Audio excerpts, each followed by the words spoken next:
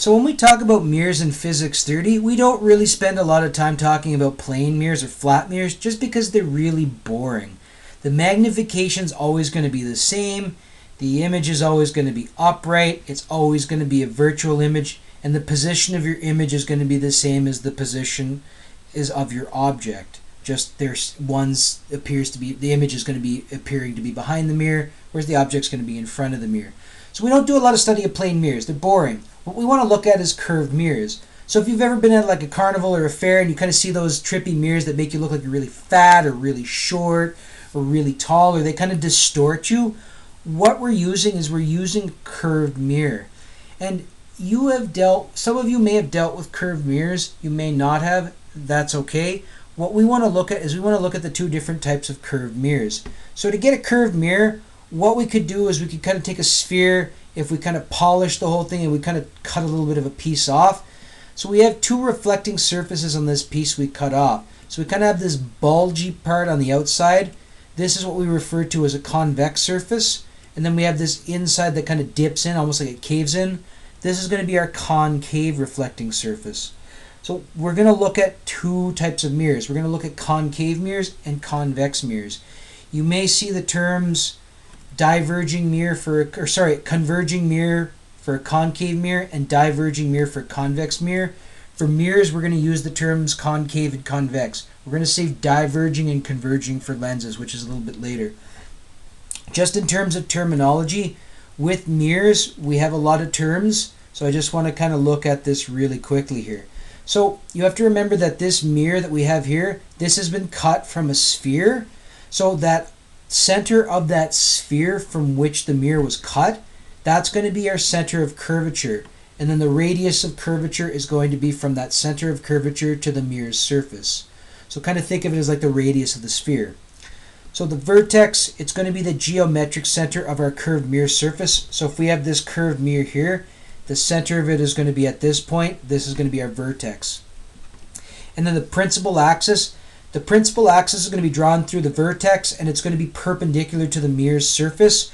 We're basically going to use the principal axis just to help us do a sketching of ray diagrams, which we're going to talk about momentarily. And then the two really important ones are these things called the focal point and the focal length. So the focal point is where the light rays are going to end up passing through when you have rays that are parallel to the principal axis. So if I have light rays parallel to the principal axis, they are going to end up passing through that focal point. And then the focal length is that distance between the focal point and the vertex. This focal length, that is a number that we're going to use quite extensively in this unit. So lots of terminology, but we will go through all of it. So a concave mirror, as I said, sometimes this is referred to as a converging mirror. So what's going to happen in a concave mirror is the light rays are going to approach the mirror, and they're going to reflect, and they're going to converge onto that focal point after they're reflected, or it's going to appear like it comes from that focal point. But that's a little bit of a technical point we'll talk about later. So when you're looking at a concave mirror, it looks like it's kind of caving in or dipping in, hence why we call it concave, like it caves in, concave. Probably the most practical application of a concave mirror are mirrors used for like makeup or shaving. These are the type of mirrors that if you get really close to it, it's going to enlarge the face. So like if you're shaving, you'll get a nice close shave. If you're trying to like apply makeup, having that image of your face blown up quite large really helps you with your application of it. And a lot of you have probably done a trick with this with a spoon. If you kind of look at the caved part of the spoon, if you hold the spoon far away, you'll notice that your image or your face happens to be upside down.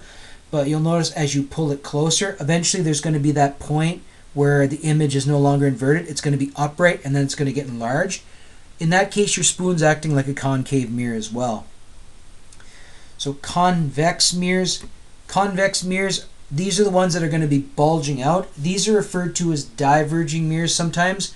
So what's going to happen in a diverging mirror? The light rays parallel to the principal axis are going to hit onto that mirror, and then they're going to diverge and they're going to reflect away from that mirror surface.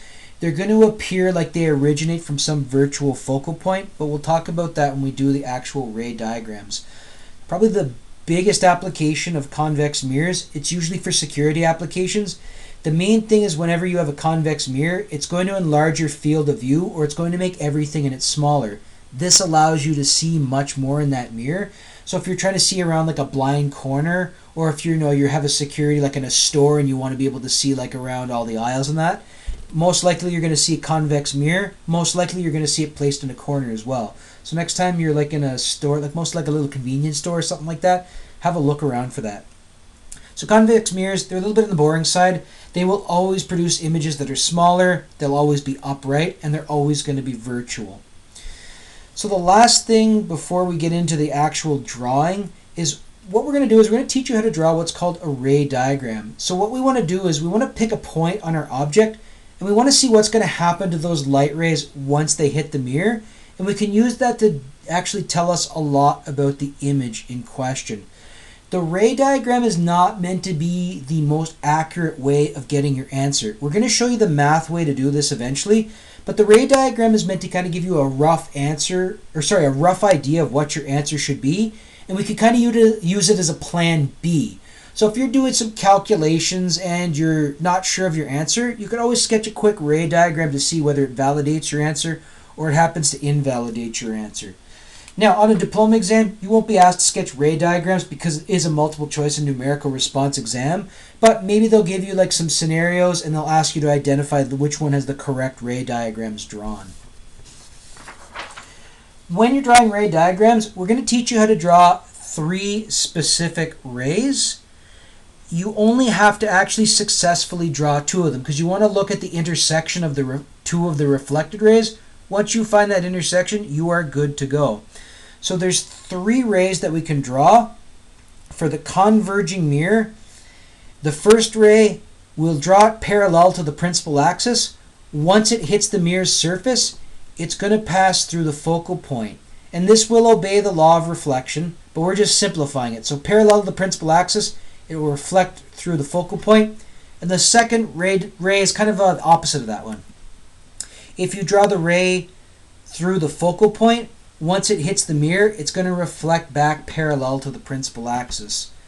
And then the third ray diagram, or the third ray, if we draw it through the center of curvature of the mirror, it's going to reflect from the mirror and it's going to go exactly along the path it originated on. So if we draw it on this path, it's going to reflect exactly along that path. That's usually the easiest of the ray diagrams to draw, the rays to draw. Which 2 you want to draw though, your choice. And this is for a concave mirror. For a converging mirror, it's a little bit more complicated. So for a convex mirror, if we have a ray that's parallel to the principal axis, it's going to reflect off that mirror, but it's going to reflect in such a way that it looks like this ray originated from this virtual focal point that's behind the mirror. So we're just going to take that reflected ray and we're going to extend it back to this focal point. Or rather, we're going to take a straight line from this focal point to where this instant ray hit the mirror, and then we're going to extend that outwards. For the second ray, we're going to try and aim it towards the focal point. So when we put our ruler down, we want to pretend we're drawing a straight line from here to that focal point. But once we get to the mirror, we want it to actually reflect this reflected ray. We want it to be parallel with the principal axis. And then to see what that virtual ray is doing behind the mirror, we want to extend that as a straight line parallel to this principal axis. And then the third light ray, this, especially for convex mirrors, I really recommend doing the third ray. I would usually recommend doing the first and third rays. They're the 2 easiest. So what we're going to do is we're going to put our ruler to try and draw a straight line from the object to the center of curvature. We're going to just draw a straight line, and then that light ray is going to reflect back along the same path, and then we can just extend that virtual ray to this center of curvature along that straight line. So this one doesn't require a lot of actual work, so that's why I would recommend drawing that one. There's a lot of rules in this unit, just some conventions we want to follow for this. Objects, we're going to draw every single object. We're going to draw it as an erect arrow, so it's going to be an upright arrow. And what we're going to do is we're just going to pick the tip of the arrow, and we're just going to sketch the image or the light rays for the tip of that arrow. Where those rays end up converging, those reflected rays, that is going to give us where the tip of the reflected arrow happens to be, and then we can kind of sketch in an arrow and help us deduce what type of image we're looking at. Real rays we're going to sketch as solid lines, and for a mirror, real rays are going to be on the same side of the mirror as the object, and then virtual rays, these are the ones that we think exist or our brain thinks are real but they're not. These are going to be drawn as dashed lines, and these will happen on the opposite side of the mirror relative to the object. So the next step, we're going to actually sketch some of these. So hopefully the rules will become clear when we actually try to sketch them.